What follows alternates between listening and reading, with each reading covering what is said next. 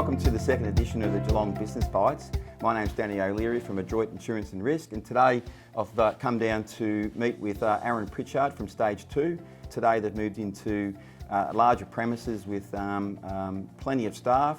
I think you're retailing these days to about 600 sort of wholesale stores, and got your own probably about 50 businesses as well, retail businesses as well. So today's probably to find out a little bit about the journey you've taken to get to where you are today.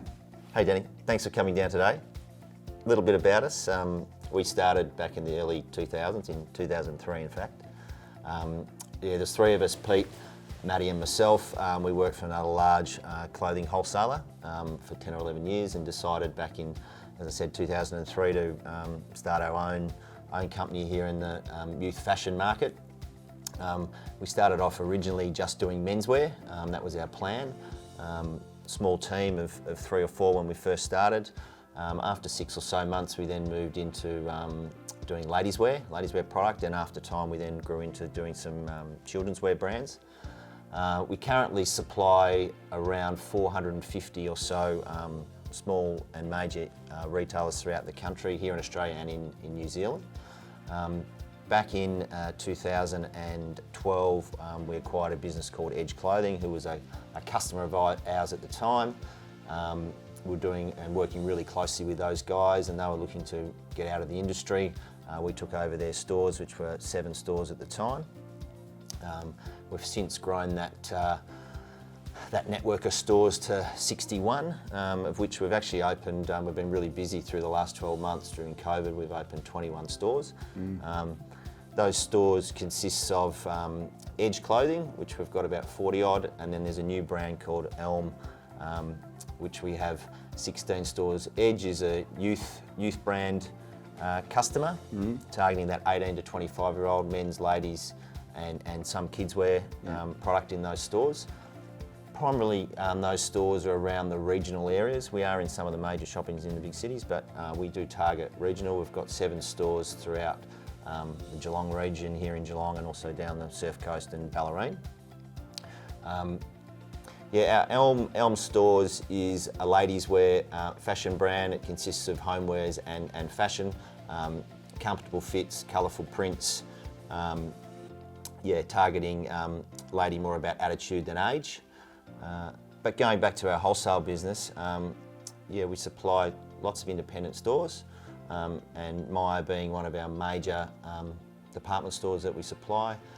We also supply to many major online customers. That's been a real big growth part of our business over the last 12 months, especially through COVID, and probably what we call that stay-at-home fashion, where everyone was working from home. Purchasing online. But also looking for comfortable attire to wear at home. They weren't wearing work uniforms when they were working at home, so they were wearing track pants, fleecy, comfortable fitting, oversized items, which is right in our wheelhouse and the product that we supply to the market. So, and that has a flow on, not just for our own online business, but those key online customers that we supply saw big growth through that COVID period, being able to wear that type of product. So just obviously with that COVID period, it was all doom and gloom right at the start, and obviously you as a business thought to yourselves, where are we going to go with that? Are we going to fall off the cliff, or are we going to ride it out and then hopefully see a lot of success out of it? So the online obviously really developed then. So did you put a lot of effort into the online side of it with more staff and more platforms, or did you get other people in to help you out? Yeah, in terms of that, there's probably 2 parts to answer that question. We were supplying a number of online customers through our wholesale business. Yep. And those guys, from about April last year when we went into lockdown nationally, those guys saw massive growth, and it was very hard to be honest, to keep up with the product. And if I probably go back a step, you're right, when the middle of March last year, it was doom and gloom. We didn't quite know what was ahead of us. None of us did. And obviously, JobKeeper and JobSeeker and that money that was put in by the government to assist workers and employers. Once that money came into the market, it gave employers confidence. It gave the consumer confidence. And as you say, a lot of them were sitting at home working. I know that we had postmen turn up at our house quite a lot with the online purchases and that. So it was a huge increase. Yeah, and that has continued post those lockdowns, and then obviously we had another big spike through that. August through October here in Victoria when that was locked down. Yeah. So yeah, we're looking at probably working on platforms in the background to help our online and add bolt on different functionality to our online to be able to help that. So you're now talking about growing your foot traffic retail stores. So why do you want to grow that when you see a shift in the marketplace in terms of people now wanting to stay at home and have it delivered to their house? I think there's still the balance. I still think that the numbers too, there's about 10% of all the purchase are bought online. So that means there's still 90% of people going to shopping centres. There's still a reason to go to shopping centres. It's changed in the last 10 years. It's an experience to go to the shop. There's now indoor dining and different dining options in shopping centres. So it's a bit more of an experience to go there. People still like to go and window shop. They still like to go out for the day. Get out of the house get out of the house, absolutely. And we still see people going to the shopping centres, but the online is just an additional add-on to that. You've got to be in both markets. You've got to be across both spaces. I want to go back to your beginnings really to work out probably where you started from with the boys and that. So you started around the corner with 3 staff, you said, and I remember we've been insuring you as your risk advisor from day one, and I do remember you coming into the old office that we had, and you were taking a really big step to go out on your own, and you left the comfortable senior positions at another brand, and I just want to talk about that journey of you've made the big decision.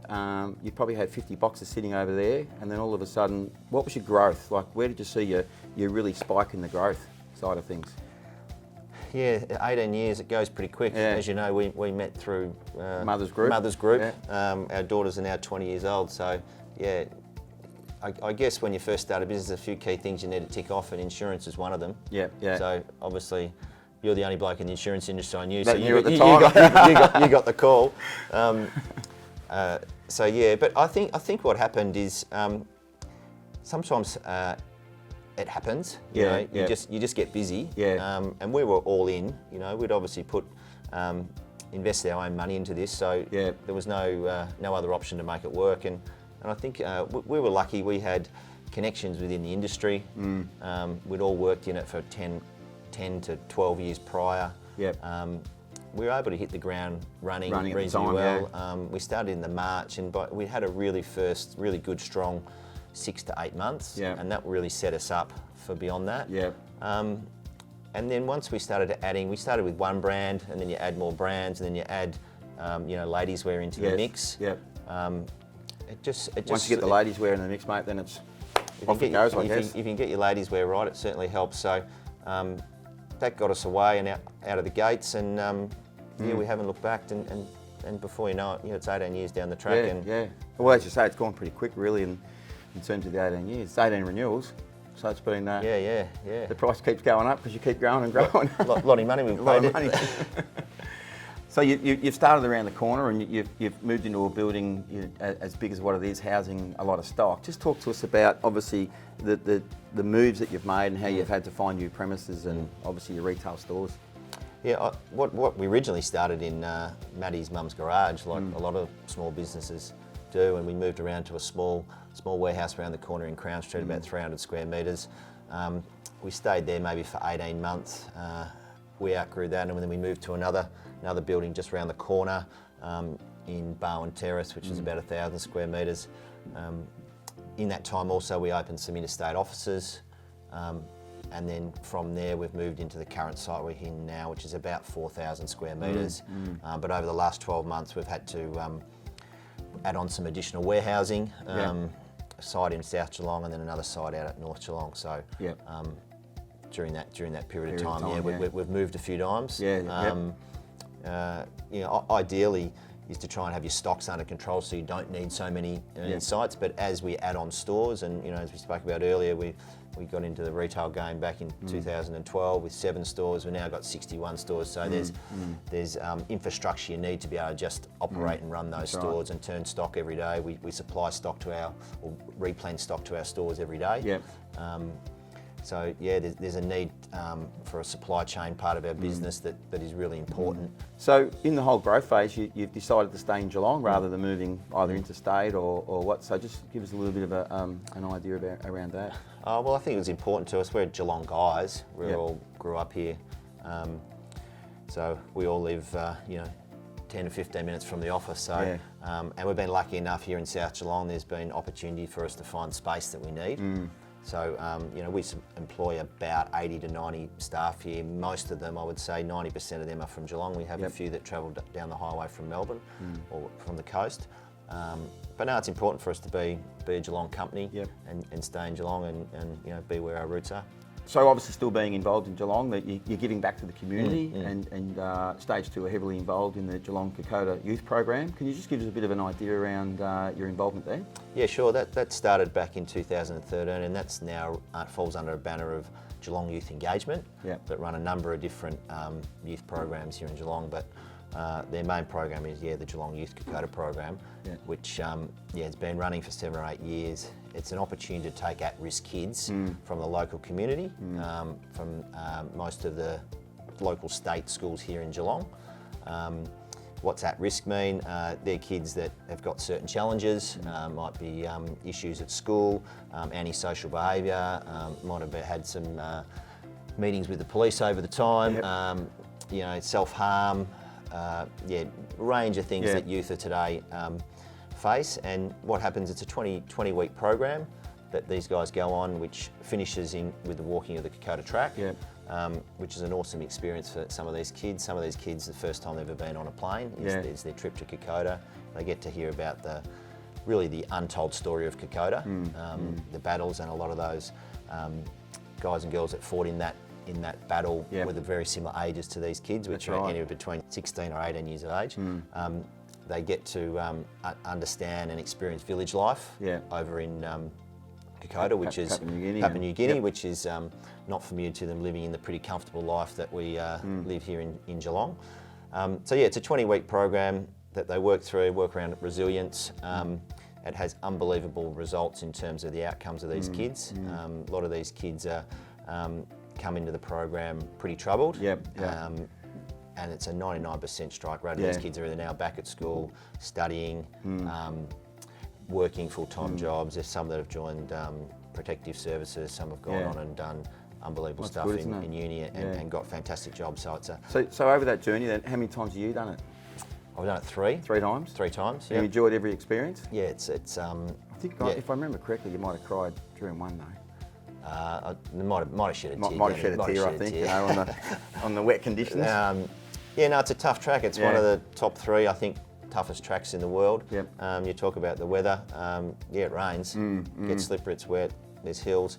That program's continuing again this year, obviously, and it didn't happen last year, but that group from last year and this group from this year are heading to the Flinders Ranges. Obviously restricted by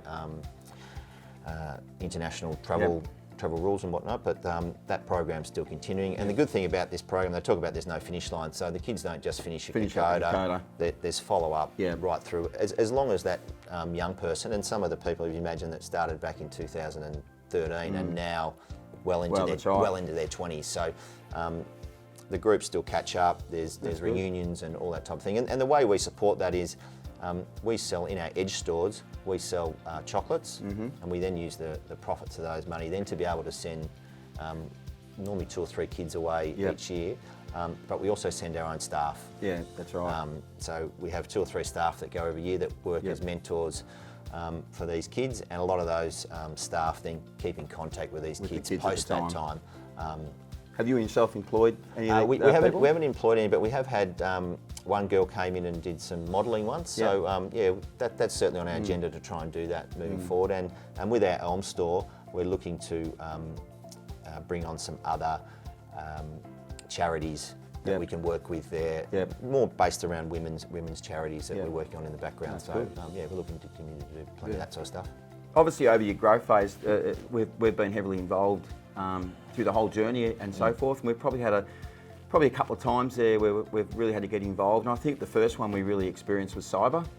So you got hit a number of years ago, before cyber was really a product offering. So and we've now instigated policies and to assist you in that. So what was your experience over that issue? That was going back, time goes pretty quick, Dan, but it was probably about 10 years ago, but we had 2 hits. Yeah. I guess they were minor in terms of what they could have been. They were ransom type things where they pretty much shut down our system. Luckily it was pre our retail days, so we didn't have retail stores at the time, so it didn't stop them from operating. It just laid us here for a couple of days. As I said, they were ransom, so they were $5,000 ransoms. Could have been a hell of a lot worse, but since that, in the last few years, we've obviously worked with you on cyber. It's something that is obviously front of mind for a lot of businesses now, especially with the amount of data that we have with the size of our business now. It's important. Everything stops. If the computer's not working, then the whole business stops in some regard. So, getting that cyber on, I guess it just gives you that peace of mind that if something happens, you've got a policy there to back you up. And we can press the button if we need it. Hopefully we don't need it. Hopefully we don't. Ideally, is we're not talking to you. No. I in all honesty, I only want to talk to you once a year, really, to be quite honest, unless it's social. But even the growth of motor vehicles. We spoke earlier about the growth of the business too. Like we set up a policy that was able to add on 60 stores onto the one policy rather than taking out 60 different policies, and I think that we try to make it as easy as we can so we can come out and present to you and say, this is where we're at, this is your motor vehicle, that's your cyber, and that's your management liability. So we feel as a business that you're protected quite well. So, but moving forward, it's just making sure that we know who your core people are who give you advice in the business, being your accountant, who we insure as well. So it's just good that we work really close and well together. Yeah, I think from insurance, it's not at the forefront of our mind all the time. So we just need someone to come in and just tell us really what their risks are and what we need. Yes. And then we work through it together and then move on. And then occasionally, as you said, we had a fleet there of probably 20 or 30 cars at one stage. Yeah. Inevitably happens is we have accidents. So I think that's where most of our claims have come over the years. Right. We've had the odd break in here or there, but nothing significant. No. But no, from a Adroit point of view, as we open new stores, that's really easy and seamless in terms of adding them onto the policy. So yeah, we've just great. As I said, 18 years we've been together, and we haven't had a lovers' tiff yet. Not yet. So moving forward, you've obviously got to be ahead of the game in terms of your brand and that. So where do you see yourself in the next 5 to 10 years? Look, we're still looking at building our network of retail stores. That's certainly a focus. We still want to keep growing and maintain our wholesale accounts. We've got 450 of them. There's a lot of work in maintaining that. I guess the key thing about our industry is it's product-based. Product is king. We've got to be on the product, got to get that right. If you get that right, everything else tends to fall into line. When your product falls away, can be a struggle. Yep. Our product isn't like fine wine, even though I took you through the warehouse earlier and there's plenty of boxes out there, but it's got to turn. I think COVID has taught us a lot of things. Normally we would be travelling around the world buying samples, and even to meet our suppliers. We haven't been able to do that in the last 12 months. Yeah. And then certainly even during that key period last year, August through October, when we couldn't travel, we've now started to do Zoom calls around selling. So the guys would set up in the room we're in now. Someone could be in Warwick, Nabil, small independent there, and we could be showing the range from here, where typically we would rather than going there physically. Typically driving there. We're obviously back doing that now, or in the last couple of weeks haven't been able to, but moving forward. But we certainly do more of that type of thing. Technology is certainly going to help us drive and do things differently. We've added on a business-to-business platform to make it easier for the customers to buy. Right. We're looking at adding on more marketplaces to our business, which is around the online. So at the minute we have our own online sites. Right. We also have a marketplace that we sell into the Iconic. So we basically rent space off their website. We're looking at adding on other online platforms and marketplaces to be able to do that. And roll out the network of stores. We're looking at opening another 15 stores before the end of the year, so you better let the girls know. So I was going to say, I'm going to be pretty busy, am I? Or the girls are? A lot of certificates of currencies coming through. But we'll continue doing that. We think the future's looking bright, looking pretty good. You know? Well, that's good.